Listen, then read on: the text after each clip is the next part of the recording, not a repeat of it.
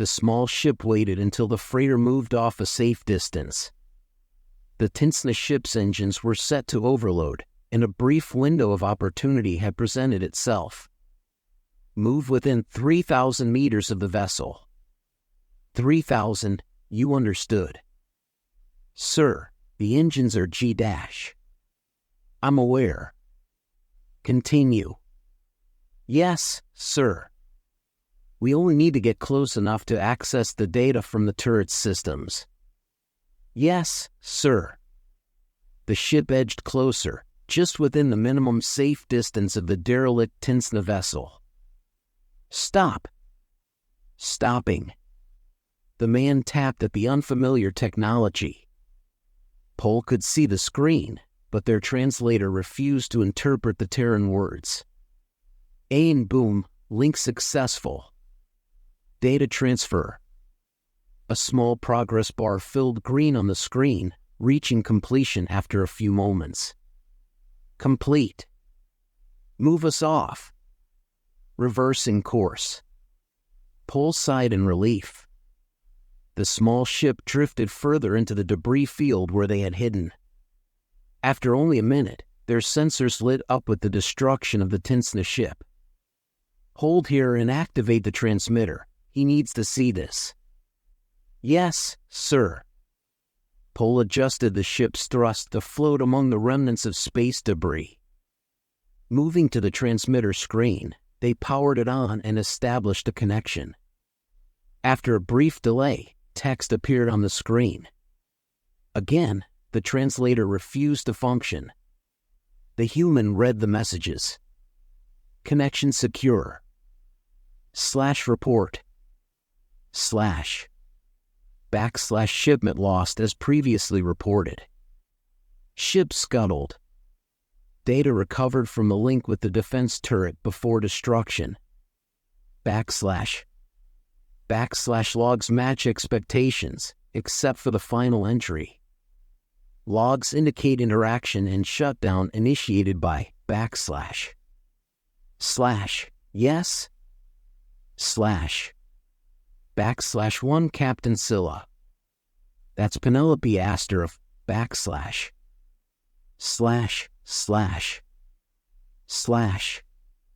interesting / return to home base, Arthur. You have another assignment. / heard and understood. Unfortunate we couldn't retrieve those items. / it's no matter. It won't slow us down. / connection lost. Penelope finished her coffee, savoring the last sip. Months without familiar comforts made this taste like the best cup she'd ever had. This has been truly delightful, Tunny T. Thank you. Of course, Miss Penelope. You and your species are truly fascinating. Back at you. Friends call me Pen. You honor me. They hesitated. I have a question about your name. I hope not to offend. Penelope guessed where this was headed. The machine referred to you by another name. Scylla, Penelope replied. Yes. If you don't mind. You're fine, Tunny T. It's a moniker of sorts, an earned name. Scylla references an ancient human epic. My name Penelope also comes from that myth. Friends don't call me that. I see. Well then, Pen, it was a pleasure to chat. I hope we can do it again. I'd love to, but you've only got me for 5 cycles, so ask away. She smiled as Tunny T accompanied her to the door. I don't think I could stop myself if I tried, Tunny T chuckled. Penelope ducked slightly as she exited Tunny T's lap. There wasn't much need for her presence on the bridge, and her mind shifted to the 3 crates currently sitting in the cargo bay. She quickly made her way down the hallway and through the bay doors. A few crew members were working with a loader frame to reorganize some cargo, clearly keeping their distance from the weapons crates. She waved awkwardly, as if to say, "No need to worry. They don't explode randomly, and I'm just checking." The crates bore familiar blocky white lettering, weapons and ammunition. The first crate was as expected. She lifted the lid to find a row of 15 TAR-22 rifles, 45 empty magazines, and enough ammunition to fill each magazine twice. Nothing in the crate had been disturbed. "Guess they grabbed the big turret before they messed with these," she muttered. She closed the lid, secured the latches, and tugged it just to be sure before moving to the second crate. This one bore the same label, differing only in its ID number. The first ended in a -45, while this one ended in a -46. The third ended in -47. This indicated they were at least stored together and likely from the same location. How they ended up on a smuggling ship and where they were headed remained a mystery. Nevertheless, tucking that question away for later, she popped the lid of the second crate, but didn't find what she expected. It was marked the same as the first, yet contained no firearms or ammunition. Instead, it held gear she knew all too well, a pressurized full-body suit and its corresponding armor pieces. Staring back at her was a visored helmet with a built-in breather and a heads-up display, nearly indistinguishable from her own, save for the lack of personalization and wear. This was wrong. Everything about this was wrong. This wasn't standard-issue body armor. It was the exact type of gear she would have had set up in her locker back on the basho. In fact, as neatly as it was placed in the crate, she bet she could have it on in under a minute and be saluting the CO. She had never been faster than a Wally, but he was a freak of nature. Her hand drifted to the helmet, fingers brushing across the harsh gray metal exterior. She picked it up and studied her reflection in the blue-tinted visor.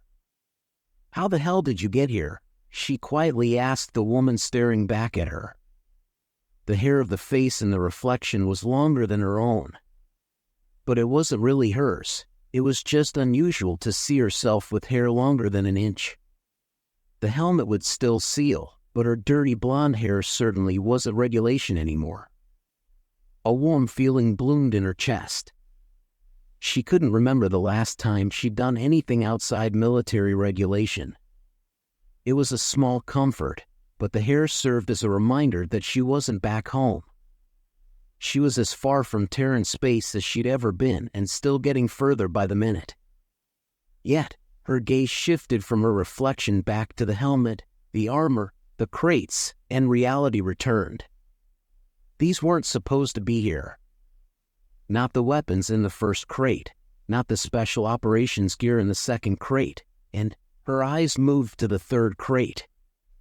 Tentatively, she placed the helmet back in its snug place, closed, and locked the second crate before moving to the third. Marked the same as the others, she opened it slowly. Inside was packing material. Sliding the foam aside, she uncovered another all-too-familiar piece of equipment, HAWCD system, high-altitude all-weather controlled descent system. Soldiers pronounced it Hawk system because acronyms had to sound right. To be fair, Penelope was pretty sure the engineers tried their best to make the acronym look like Hawk, but just couldn't get it quite right. This, too, was untouched. A series of devices designed to attach to the wrists, ankles, and lower back. Each contained just enough fuel for a relatively safe landing. However, Penelope was known for conserving fuel enough to use the device for fast movement in combat situations. The crate also held an extra set of tiny fuel canisters. Penelope stepped back, realizing what this meant. It was as if someone had gift-wrapped her locker and delivered it to her. The only difference was that they'd cleaned off the paint and dirt and somehow buffed out the scratches and dents. She needed to talk to Deke. Now I'm no expert on facial expressions, but you have the same look as when you pulled that gun on me, so I'm guessing this isn't good? Deeg appeared behind her, seemingly summoned. She carefully placed the packing material back in the crate and closed the lid. Not a soul touches any of this stuff. It's not volatile, but...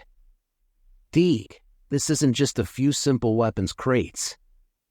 This is advanced hardware, and the only thing that scares me more than finding this alongside an anti-personnel defense turret is the terrible things someone could do with them if they got their hands on them. You have any theories? 20, and counting, and none of them are good. With this armor and these guns, not to insult, but personal shields are for your little energy weapons. They're cute, but a rifle round goes straight through them. Meanwhile, this armor would withstand a minute of sustained laser fire before buckling. Not to mention the implications of this gear even being here. This isn't the type of stuff that just gets lost, crate and all. She glanced at the other crew members in the bay.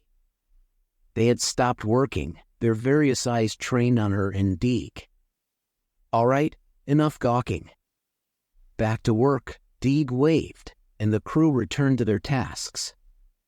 For now, we need to get these energy cells to Raxia, but then we head for Terran space to return this gear. Until then, you have full authority over it. No one touches it, and we store it separately from everything else. If you want, I'm sure the crew could use your help organizing. We're trying to make space for supplies for the colony. That way, you can get to know them and keep an eye on our surprise cargo. We make for Terran space?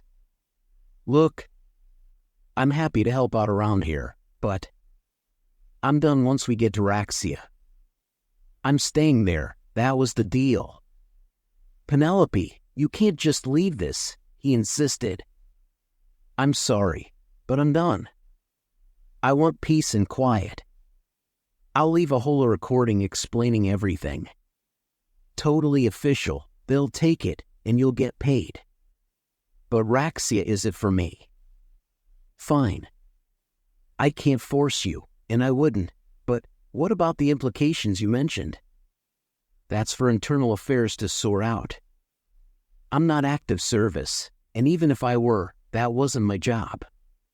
They'll handle it. Okay, Deeg said, holding his paws down and out in defeat. He wasn't sure how she could just wash her hands of this, but he wasn't about to start an argument. He could see her expression hardening. She would fight this. What was their expression? Tooth and claw? For now, if you could stack these in the corner, we'll cover them and keep one of the bay cameras trained on them. Okay. Her expression softened once again as he left for the bridge. Penelope effortlessly hoisted the crates on top of one another.